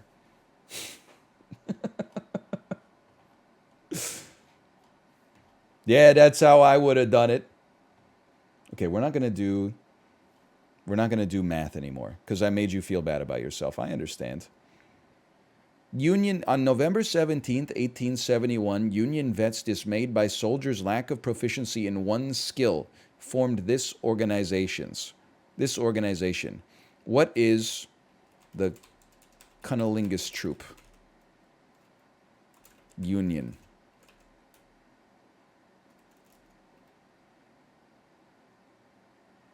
Lack of proficiency. Union vets dismayed by soldiers' lack of proficiency formed this organization. What is the French Foreign Legion? I don't know. NRA. Called it? I thought it would be like they wouldn't be good at like reading maps or something anymore or something like that. I didn't think that the American military would forget how to shoot. Isn't that like all they do? Josh, back me up here. Basic training, you're just like shooting and doing push-ups, right? And then like finding the lowest status recruit that's in the same barracks as you and then putting a bar of soap into your pillowcase and beating the crap out of him while he sleeps. I've only seen Full Metal Jacket. I don't know the rest of it. I'm sure now they're probably just playing like Clash of Clans on their phone or something like that. The team that joined the NFL in the mid-70s is the only one whose name starts with the same 3 letters as its city's name. Seattle Seahawks. Oh, it's too easy. One of 2 islands with a population exceeding 100 million. Each one is part of an Asian country. It has to be the island. So Japan has over 100 million. What's the main island called? Is it Honshu? It is! Eat me! Has there ever been a bad boy contestant on Jeopardy? I gotta start working on my trivia game so I could be the heel. Can you imagine saying like eat me after you got a basic question correct? Suck my sack! This word for a friend comes from the Latin for with whom you would want to eat bread. Pal, amigo, compatriot. What's bread in Latin? Is it like some version of pan? Pal? It's not pal. This word for a friend comes from, oh, fuck. Companion. Come together with plus panis bread. Sorry. Come together with plus panis bread. Oh, man. Somebody show Justin. I feel like Justin will start calling people companions when he finds out that it's companis. I like the idea that in Roman times they were like companis. Yeah, I'd eat bread with that guy. That guy, I think we're companis. Oh, man. What movie is this? U.S. flags in movies. So easy. This is The Patriot. This is... It's not Gran Torino. This is one where Clint Eastwood's a cop. It's not In the Line of Duty. It's from the mid-2000s, I think. It stars Clint Eastwood and Al Pacino. It was called, like, Blue Blood or something like that. Or maybe it's The Mule. Or maybe it's The Bodyguard. I know, it's something like that. Listen. Oh, it's Iron Man 2, 3. It's Iron Man 3. There's a Goodwill Hunting, because this meme has recently resurfaced on Twitter. This guy, they'll have a panel of this guy, like, about to say something about, like, SpongeBob SquarePants. Then it'll flash back to Matt Damon. Of course you're about to talk about how the first season of SpongeBob SquarePants was, because you just saw the new video essay that H-Bomber guy put up about it. That's what I thought, too, the first, but then you haven't even realized yet. You haven't even gotten old enough to make your own opinions about SpongeBob SquarePants. Anyway, Goodwill Hunting. The Rocketeer. I'm insane at knowing movies I don't think I've ever seen. Is Dead Poets Society? I know he's saying, you know, oh, Captain, my Captain, but doesn't it look like he's getting ready to take a shit on his desk? I'll give up. Gran Torino. It's like the only movie by Clint Eastwood I was 100% confident that it wasn't, was Gran Torino. Isn't he not a cop in Gran Torino? He must be a retired cop, right? Because he's just an old man who's racist in the movie, but he proves that even though he's racist, he can still do the right thing sometimes. He's not a cop? Bro, is that not it's a flask, it's not a badge. How about men and their dogs in movies? Female friends in the movies? Can you name the movies that feature these friendships? Yes, this is Mean Girls. I'm going to beat the allegations. I'm going to name a woman. This is Madonna and Rosie O'Donnell in A League of Their Own. You know what? I miss when guys used to look like this. I have memories of the 90s. I know that this movie takes place in like the 40s or whatever. But you used to walk around in the 90s and you would see guys like this like everywhere. These guys don't exist anymore. Guys that look like this just up and vanished. I don't know what happened to them. But now they're gone. Maybe they got beards and they don't wear a hat, so they don't look like this anymore. There's not that many people that, let me put it this way. If you were walking through a mall in 2023 and you said, "Hey, string bean," only like 2 guys would turn around. Back in the day, if you like 1940, if you were like, "Hey, string bean," there'd be like a lot of men in their 30s and 40s that would give you like a huh? This is Girl Interrupted, which is something I would never do because I respect women. This is Scream. This is Moonstruck. This is Death Becomes Her. This is another movie starring Cher and Susan Sarandon and Michelle Pfeiffer. I'm not beating the allegations. This is American Pie. This is Ghost World. Great movie.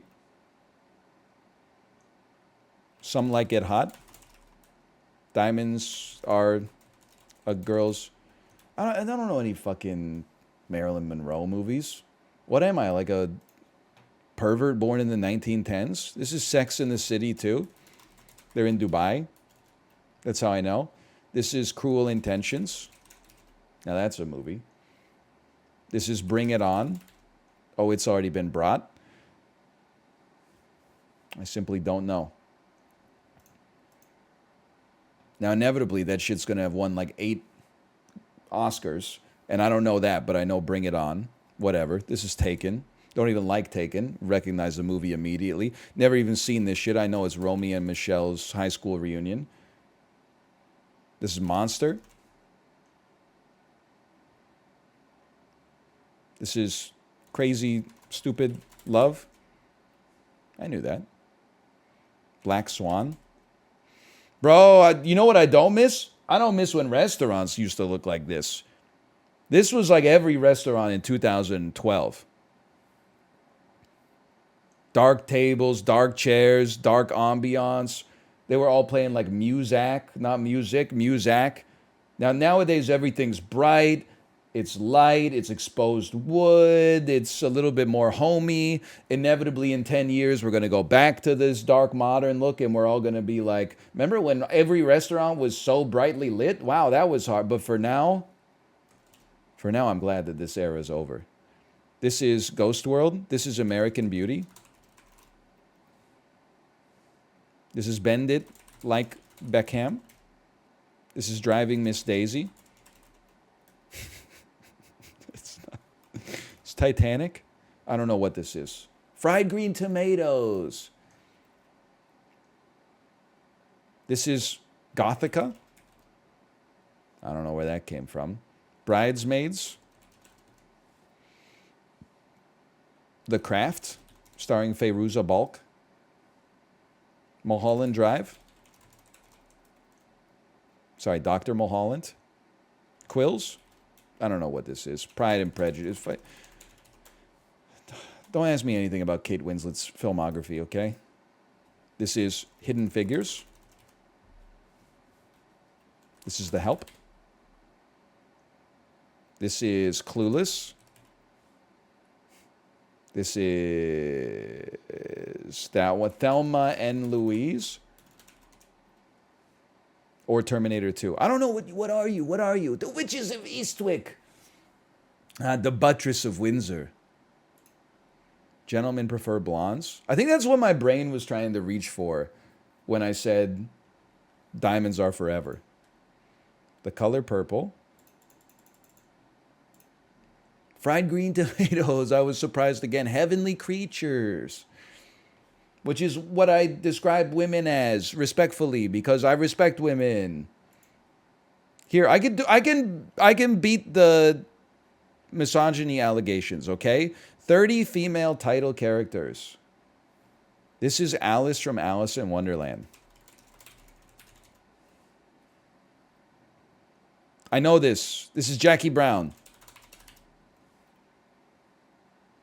This is Forgetting Sarah Marshall. Take My Eyes, Not the Shirt. What a movie, man. It's Aaron Brockovich with a K and a C. Romeo and Juliet, which they need to apply that Baz Luhrmann treatment to Cinderella. There's Driving Miss Daisy. I was primed. I'm so ready. Matilda. Along Came Polly. Eat My Shit. Motherfucker. Kramer from versus Kramer. It's I'd see it as Meryl Streep, okay? Who the fuck are you? I don't know this movie. This is Bonnie from Bonnie and Clyde. I don't know. Fuck. I'm not beating the allegations. I don't know your ass. Judi Dench. She's from Calendar Girls. I don't think this is Calendar Girls. Yo, there's something about Mary. That's Mary. That's Lola. Run, Lola, run. That's Divergent, madam. I don't know this one. Who's this? That's Gretel from Hansel and Gretel, of course. Bridget Jones and her diary. Motherfucker, dude. I don't even know who your ass is. Are you Kate Blanchett? That's Amelie. It's Amelie. She's so whimsical. Oh, fuck. Were there like 1,000 bounties for a Prime show that was just like this? It is. You're right. It's Hannah. It's Hannah. This is Faye Dunaway in Her Name. Jamie Lee Curtis in She's All of Us. I know that. I'm not touching that one. Zooey Deschanel in Her Name is Summer in 500 Days of Summer. Pocahontas. Jennifer's Body. I'm back. I'm not washed anymore. That's Frida Kahlo. That's Thelma and Louise. I'm so back. This is Annie Hall? Are you Annie Hall? Are you Diane Keaton? Carrie? Jerry? Rosemary from Rosemary's Baby. Sophie's Choice. Philomena? Hansel and Gretel Witch Hunters. I don't watch bad movies. Blue Jasmine. Hannah. Rosemary's Baby. I knew that too. I knew it. Motherfucker. That's a great movie. I can beat the allegations. Here, I'll tell you what. There's another way to beat the allegations. I could just do worse on the male title characters quiz. Obviously, that's Django Unchained. Okay, that's Jerry Maguire. So far, it's a little easy. It's Good Will Hunting. Begrudgingly, Good Will Hunting. Obviously, it's Napoleon Dynamite. It's one of the most emblematic films of the mid-2000s. It's obviously Mad Max. It's Shallow Hal. It's not a good movie. That's, of course, Ted. It's The Life of Pi. I'm in a lot of trouble. I'm going gangbusters right now. He's a title character? This is Tim Knocked from Knocked Up. Is this from the Steve Wozniak movie? Wait, the Steve Jobs movie? Knocked Up. Sausage Party. The Interview. It's not Knocked Up. He's older than that. This is more like not Kind of Funny. Is it called Kind of Funny People? Is your name like Tim Funny in that or something? Listen, we'll come back. This is Kill Bill. Dirty Harry. Hey, there's a chance we do worse. Lars and the Real Girl. You ever get insulted by those interviews where it's like in Lars and the Real Girl, Ryan Gosling just looks like a normal guy. I feel like in interviews for it, he was like, yeah, I gained 52 pounds to play an average person. And you're like, what the fuck? You just look like a guy. You don't.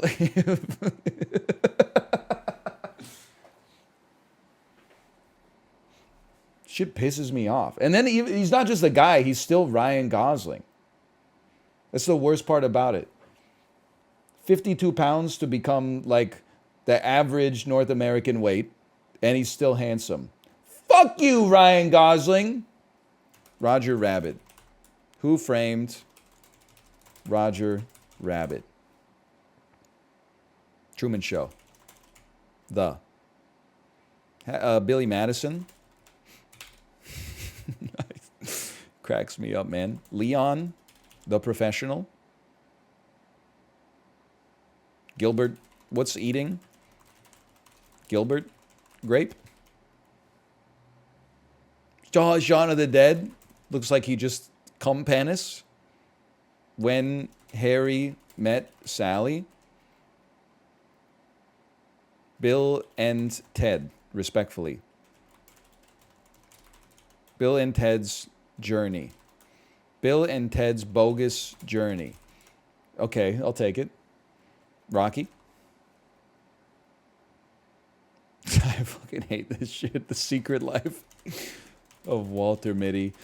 I don't like introspective Ben Stiller, okay? I respect what he's done as a filmmaker and an actor, but I didn't like that period where he did the Secret Life of Walter Mitty and the Meyerowitz stories and the one where like his kid gets into college, so he tries to brag to his famous friends that his kid's in college. I didn't like Greenberg. They're going back to Noah Baumbach. Take me back to the movies where he puts on a mustache and a funny voice, and then you're like, this guy's funny. And then he takes his shirt off, and you're like, holy cow, Ben Stiller's ripped. Has he always been this ripped? And then you go back, and you're like, yeah, he's always been that ripped, man. Go back to that. They need to make a Happy Gilmore prequel where we find out why the nurse at the nursing home is so rude to the people in the nursing home. How are people that watch Happy Gilmore, how can we expect them to just find this misanthropic guy and just not ask any questions? The people have got to know. You're right, I'm killing time so that that's Forrest Gump. I'm not going to beat the allegations. That's Scott Pilgrim, and he's versus the world. It's really just like 10 guys or whatever, but that's I Am Sam. I'm just not even going to touch it. That's Billy Elliot. I haven't even seen this shit. Why do I know this? I don't know. It's the Book of Eli. I haven't seen that shit either. Motherfucker. It's okay, that's a gimme. It's the Charlie and the Chocolate Factory, but actually it's Willy Wonka and the Chocolate Factory. Willy Wonka and the Chocolate Factory. And then fucking this one's throwing me for a loop. What's your name? Oh, this is 50-50. He's Bill 50. I don't know. Zack and Miri! Of course, Zack and Miri. Have you ever considered that maybe movies where they're titled after men they tend to be better than movies that are titled after women? I mean, like here, we got Zack and Miri Make a Porno. That's a classic. What did the female leads have? Oh, a bunch of shit I've never heard of. Rosemary's Baby, Sophie's Choice, Annie Hall. Probably garbage.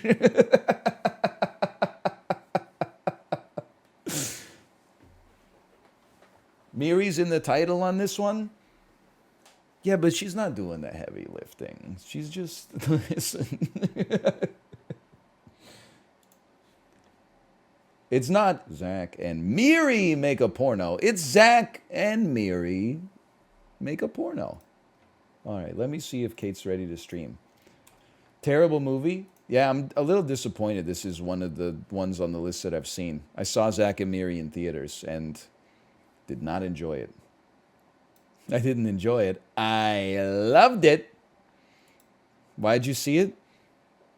My mom got tickets from like a contest or something like that, and she's like, I'm not going to see a movie called Zack and Miri Make a Porno at like 7 p.m. on a Thursday.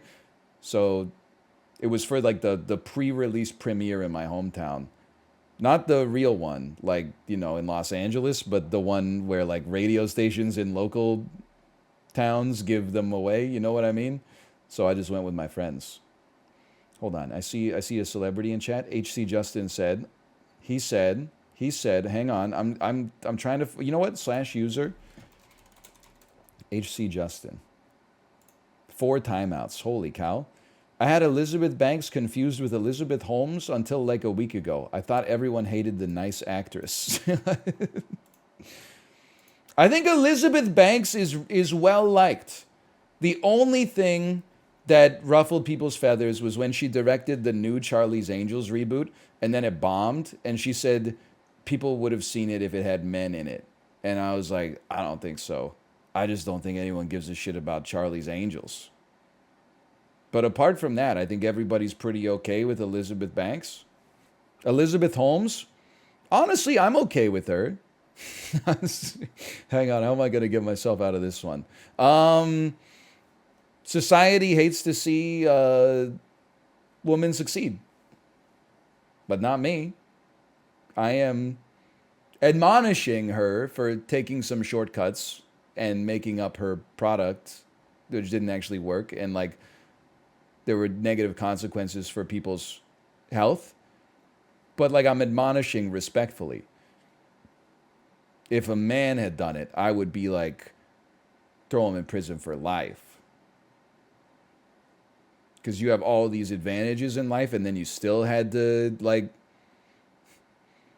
say that your machines worked when what you actually did was take the blood samples and then put them in your competitors' machines and then give them back to the customers and say, yeah, we just used like a drop of blood, but actually you were pumping like liters and liters into the thing like it was a gas generator during the ice storm 1998.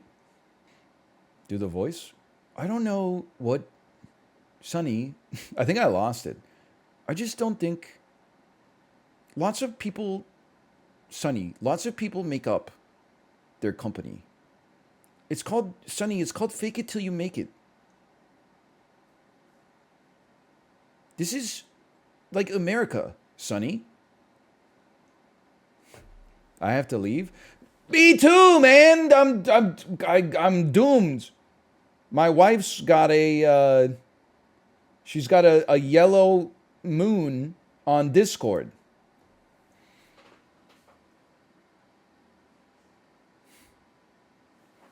What am I supposed to do? You got nothing else to do? I gotta record some videos. I gotta eat some damn lunch. Saw it and then I saw it say, yellow moon means she's away. None of you stand so tall. Yellow moon means no Discord call. It's a yellow moon. Yeah, you know what I'm talking about? Yellow, yellow, yellow moon. What an album. Anyway, I'll see you tomorrow. Gotta catch a hunker, a grouper, or a tuna. Gotta catch a hunker, a haddock, or a cod. Gotta catch a hunker, albacore. What the hell, man? How did I get nothing from the sea? Now we gotta switch it up slightly. Don't remember. How does the tune go during this part? Oh, Jesus.